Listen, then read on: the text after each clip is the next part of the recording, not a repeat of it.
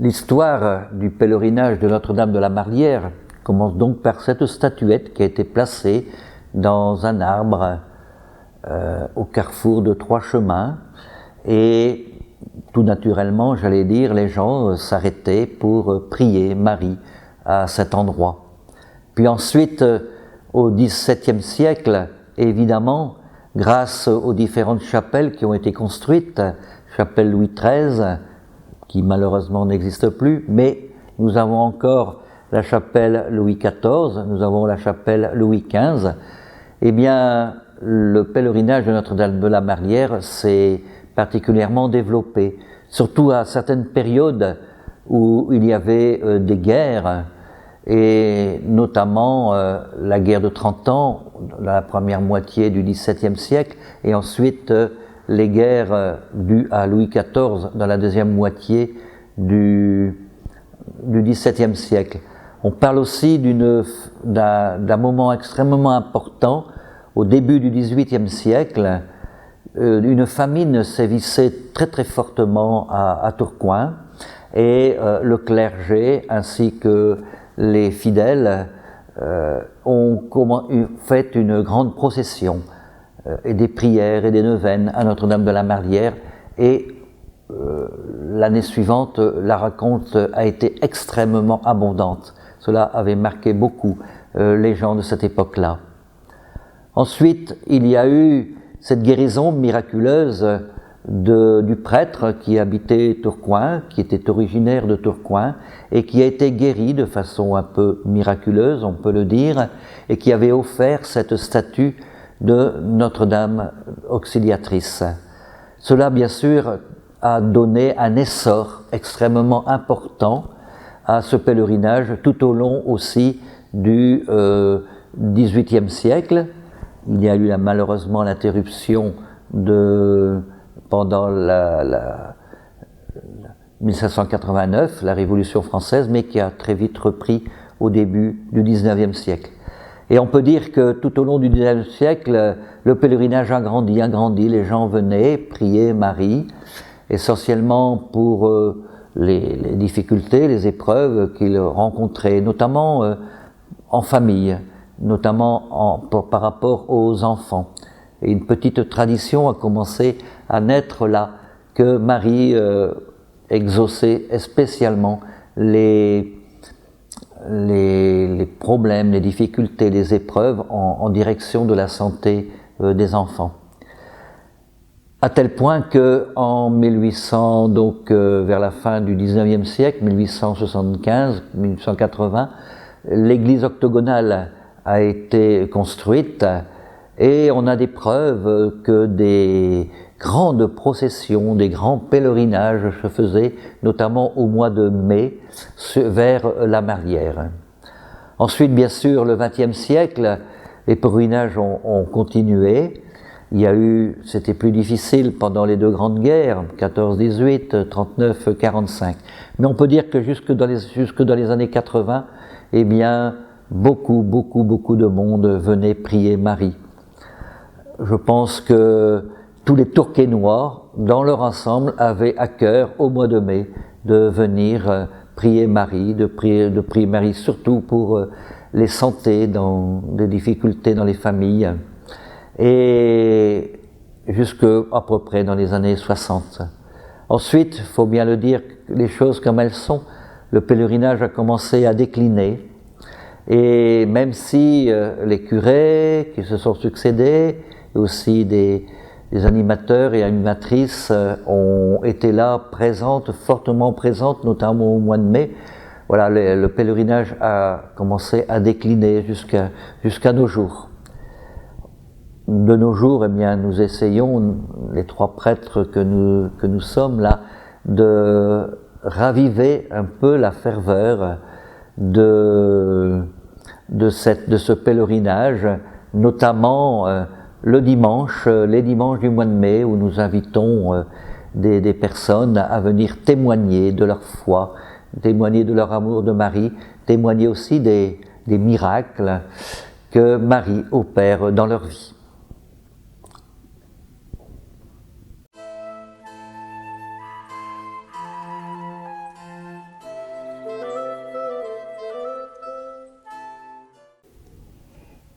Voilà, on va parler pèlerinage. Je pense que pèlerinage, c'est d'abord une étincelle de foi pour moi, parce qu'une âme pieuse, un inconnu ou une inconnue ont installé un beau jour une petite statue au coin d'un carrefour prioritaire, d'un carrefour très connu, qui est celui qui va vers Waterloo, qui va vers Tourcoing, mais qui va aussi vers la Belgique, d'où la dimension internationale, j'allais dire, de la foi.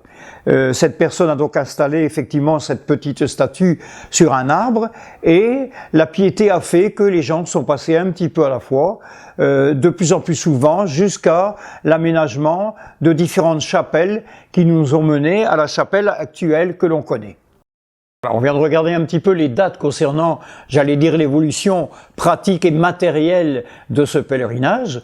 Sur un plan spirituel, eh bien, effectivement, grâce à cette petite statue qui a été implantée, les pèlerinages se sont multipliés, au point où, pour finir, le doyen de l'église Saint-Christophe a accordé à la Marlière le droit de célébrer des messes, d'abord une fois par an, puis ensuite une fois par mois, et enfin l'autorisation de célébrer les messes tous les jours à l'église de Notre-Dame de la Marlière. Personnellement, j'ai des souvenirs effectivement de jeunesse sur ces pèlerinages très importants où il y avait des montagnes de vélos à l'entrée de l'église. Il fallait faire la circulation extérieure pour les voitures sur l'ancien terrain du patronage, mais aussi la circulation intérieure, puisqu'à l'époque, il y avait encore la vénération de l'Arlique, qui pouvait durer tout un après-midi, entrecoupée par la célébration de salut. Et donc, nous faisions une chaîne humaine pour organiser un circuit rotatif autour de l'église pour éviter les bouchons.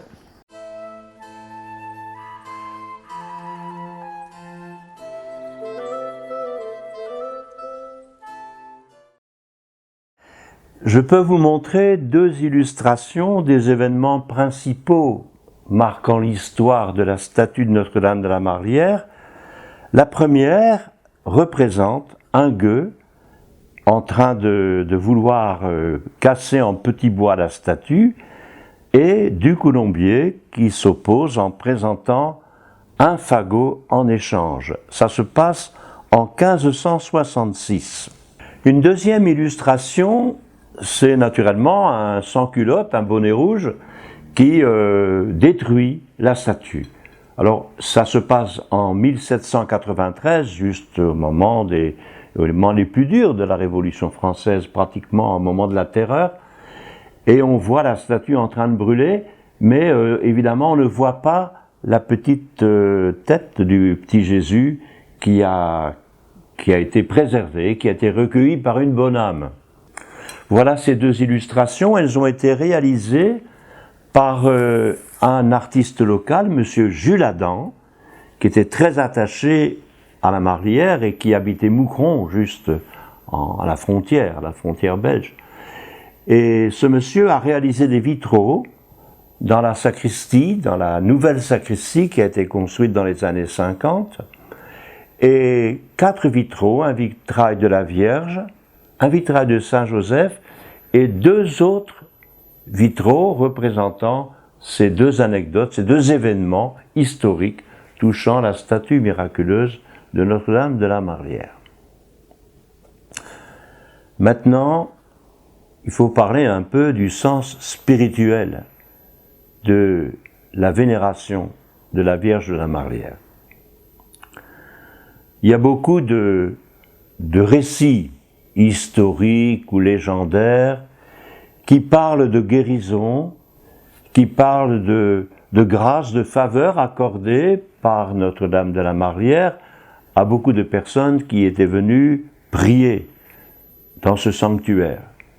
Il existait beaucoup d'ex-voto, qui ont d'ailleurs disparu aujourd'hui, et qui rappelaient ces grâces particulières, ces miracles opérés par Notre-Dame de la Marlière à une époque donnée.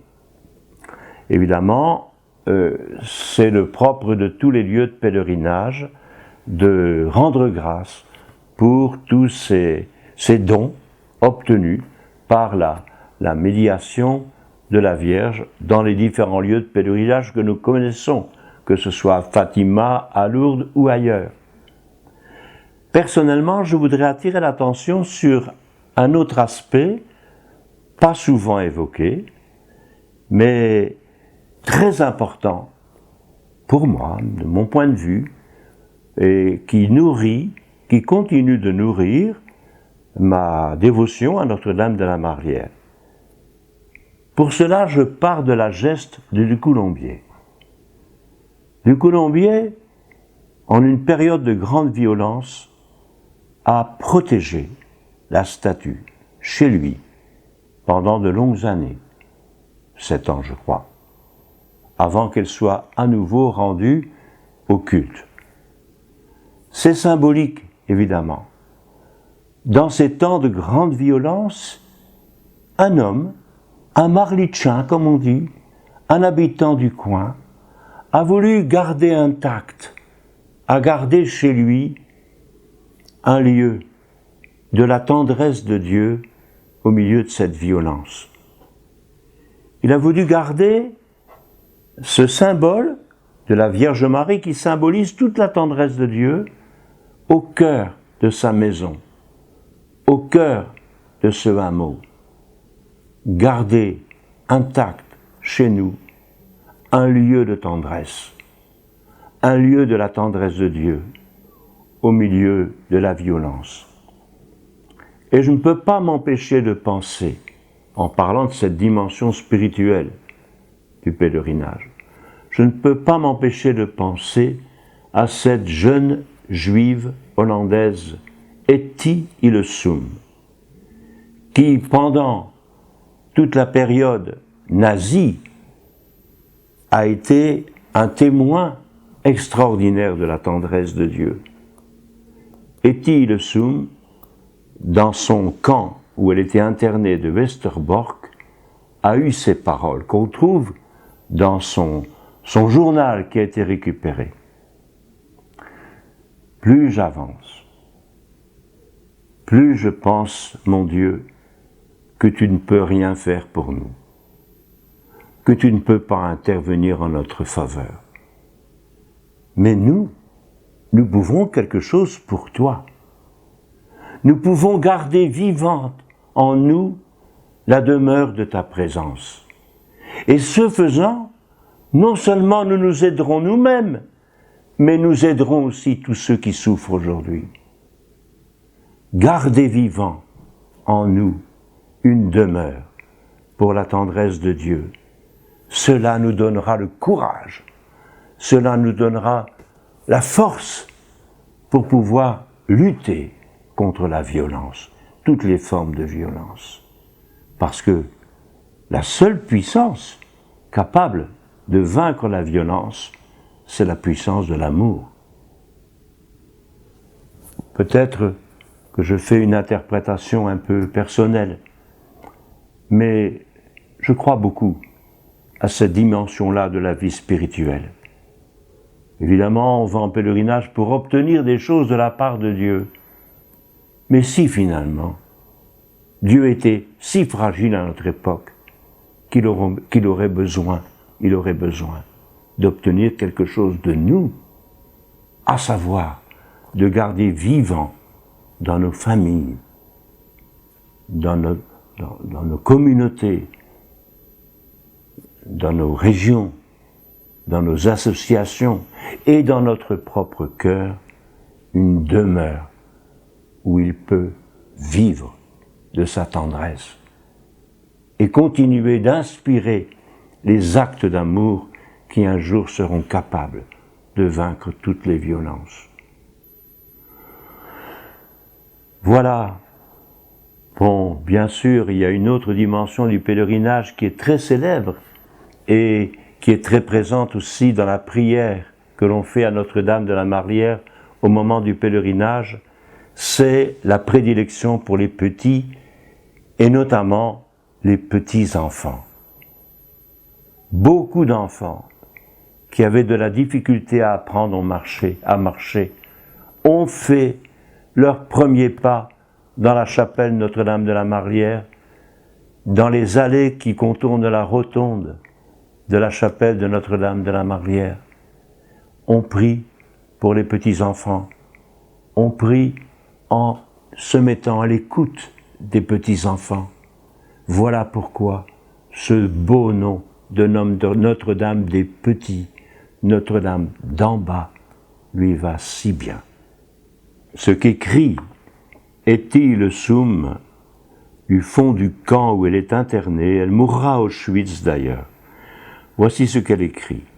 Mon Dieu, il m'apparaît de plus en plus clairement, à chaque pulsation de mon cœur, que tu ne peux pas nous aider, mais que c'est à nous de t'aider et de défendre jusqu'au bout la demeure qui t'abrite en nous. Et ce faisant, nous nous aidons nous-mêmes. C'est tout ce qui nous est possible de sauver en cette époque, et c'est la seule chose qui compte, un peu de toi en nous, mon Dieu.